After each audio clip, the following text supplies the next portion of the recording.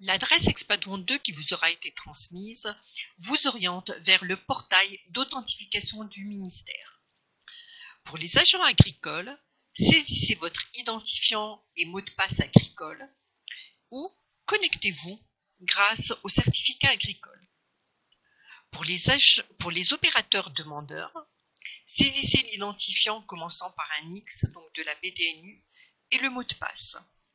Vous avez donc au préalable suivi la procédure pour créer votre compte collaborateur de la BDNU et vous avez activé votre mot de passe.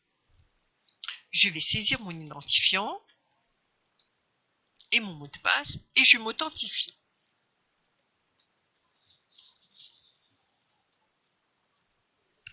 Pour être habilité à Expadon 2, votre administrateur local ou administrateur France vous a octroyé, au préalable bien sûr, des rôles en fonction de votre profil. Dans cet exemple, mon rôle est opérateur demandeur. Nous allons commencer par les informations générales concernant le bandeau. Donc nous avons le nom de l'utilisateur suivi de son rôle, mon compte qui contient les informations personnelles, plus les préférences, c'est-à-dire c'est le nombre de lignes que nous voulons voir affichées lors des recherches par page. Donc nous pouvons aller entre 10 et 50 lignes par page. Le bouton suivant est l'aide en ligne.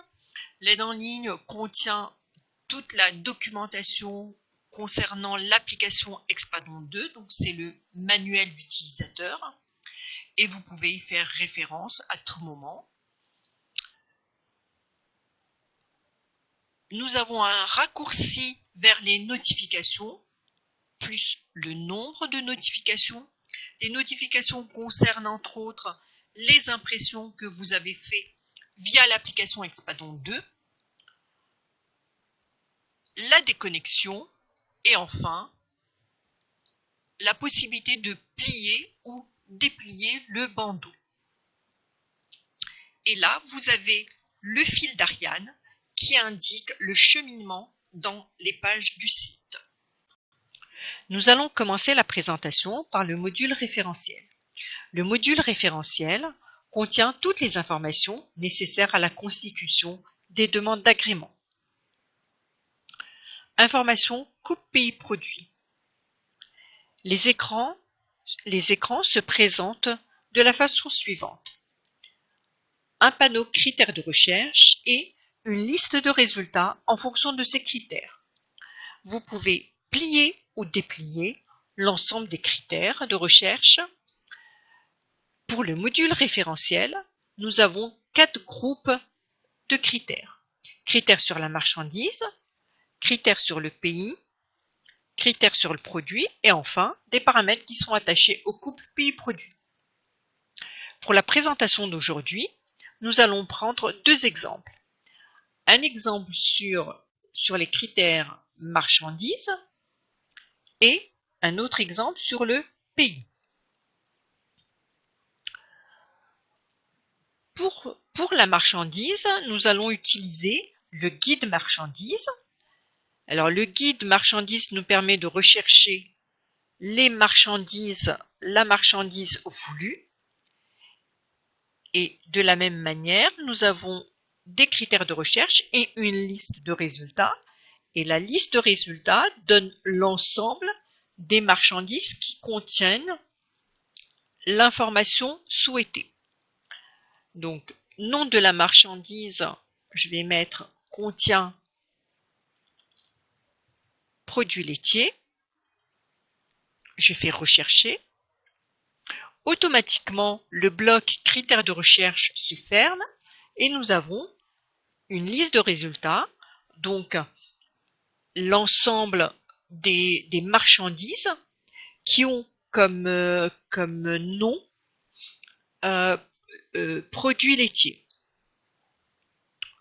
Et parmi cette liste, nous allons rechercher la marchandise voulue. Donc là, pour l'exemple, nous allons prendre lait et produits laitiers. Je valide la sélection. Donc pour l'instant, nous avons recherché une marchandise qui est les produits laitiers. Et maintenant, nous allons rechercher tous les couples pays-produits, enfin tous les pays qui ont comme marchandise lait et produits laitiers. Donc je fais rechercher.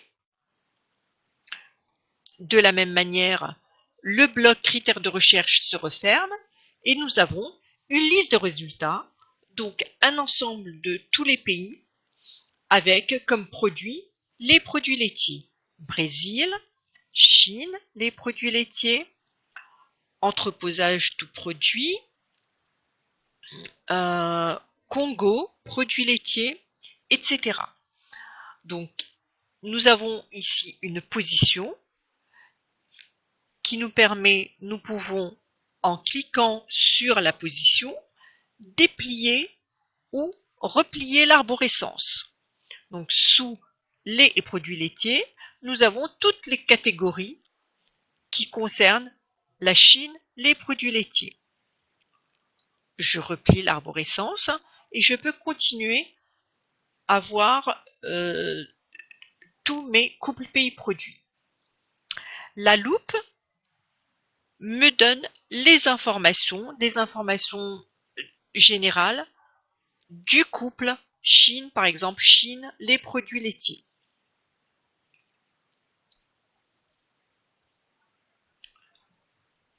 Voilà, et en rappuyant sur la loupe, voilà, on ferme, on peut fermer l'information affichée. Nous allons prendre donc le deuxième exemple qui est pays. Donc si nous connaissons le code ISO du pays, nous pouvons le saisir. Sinon, de la même manière, nous pouvons utiliser le guide pays ou zone économique. Donc nous allons prendre comme pays la Chine et comme je connais le code ISO, je le saisis, CN.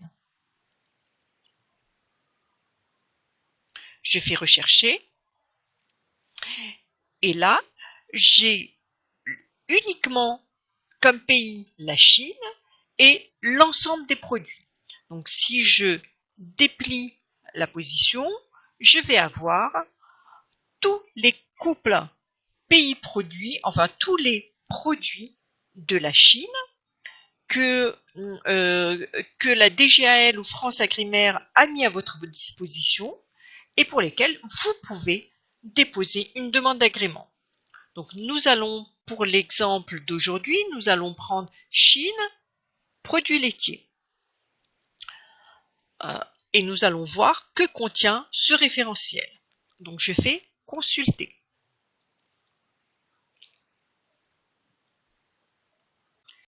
Les données du couple pays-produit sont composées de 4 onglets. Données principales, comme son nom l'indique, nous allons retrouver des informations d'ordre général. Nous remettons le pays. Information importante, l'état du couple pays-produit. Il est actif. Nous allons retrouver l'activité. Et là, nous sommes sur un exemple de lait et produits laitiers, donc comme activité transformation et production. Et enfin, nous avons les marchandises qui nous permettent de rechercher ce couple pays-produit. Données spécifiques. Données spécifiques, ce sont les informations que le pays tiers voudrait connaître. Donc là, pour la Chine, les produits laitiers, le pays tiers demande à connaître l'espèce, c'est-à-dire que chaque fois que l'on aura à saisir une demande d'agrément, nous devrons saisir de quelle espèce c'est, si c'est du bovin, de l'ovin, etc. Préciser l'espèce productrice. Et nous pouvons aussi savoir si ce champ est obligatoire ou pas. Donc, je fais retour. Deuxième onglet. Et donc, l'information, autre information, mais c'est pas très pertinent, c'est le format de la liste. Conditions export. Conditions export. Là, vous allez avoir l'ensemble des documents qui sont placés à un seul et même endroit et qui vous permettent de savoir ce que le pays tiers demande pour les demandes d'agrément concernant ce couple pays-produit. Et également, vous avez le mode opératoire, les notices de service que la DGAL ou France Agrimaire vous met à votre disposition.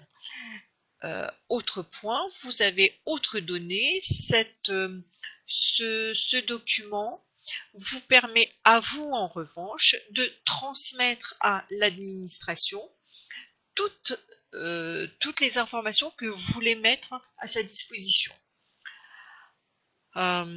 Donc là vous avez télétransmission exigée.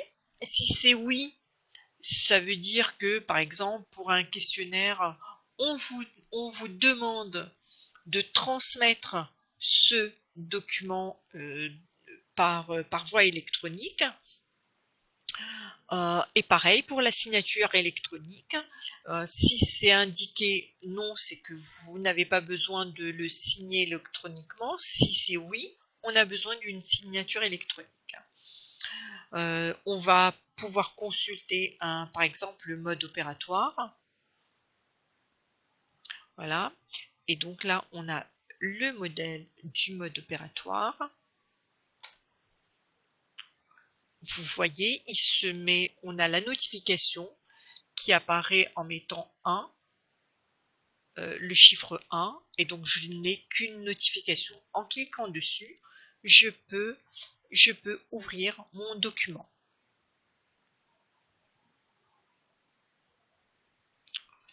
Voilà, et comme nous le verrons un peu plus tard dans le module agrément, vous avez là la procédure d'agrément d'exportation qui explique ce que le pays tiers attend, des informations générales, les différentes notices, et enfin vous avez la façon de renseigner le module d'agrément. Mais nous reverrons ça dans le module agrément.